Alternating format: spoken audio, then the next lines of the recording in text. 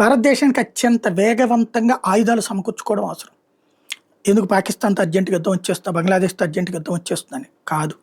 అంతర్జాతీయ పరిణామాలు మారిపోతున్నాయి. అంతర్జాతీయ పరిణామాల సందర్భంలో ఏది ఎటుపోతుందో తెలీదు. ప్రస్తుతం ఓ రకంగా చెప్పాలంటే ఒకటో ప్రపంచ యుద్ధం, రెండో ప్రపంచ యుద్ధం నాటి పరిస్థితులు వచ్చేస్తున్నాయి. అమెరికా తన ఆధిపత్యం ప్రదర్శించుకోవాలనుకుంటోంది. దానికి రష్యా పెరిగిపోతే కష్టం అనుకుంటోంది. అందుకని రష్యాని దెబ్బతీయడానికి నాటోతో గొడవలు పెట్టిస్తోంది.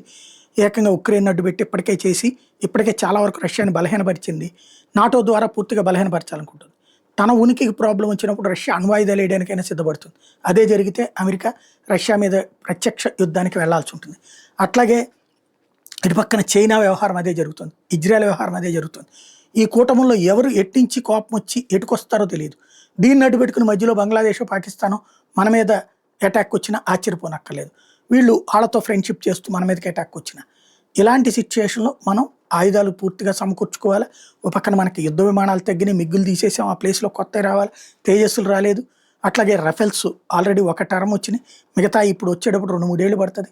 కాబట్టి వేగవంతంగా ఆయుధాలు సమకూర్చుకోవాల్సి అందుకని ఇదే సుకోయిలు 57 తీసుకుందామా అన్నటువంటి రూట్లో కూడా ఆలోచించాల్సి వస్తుంది. త్రివిధ దళాల అధిపతి బిపిన్ రావత్ తర్వాత ఇప్పుడు వచ్చినటువంటి చౌహాన్ అదే విషయం చెప్పుకొస్తున్నారు.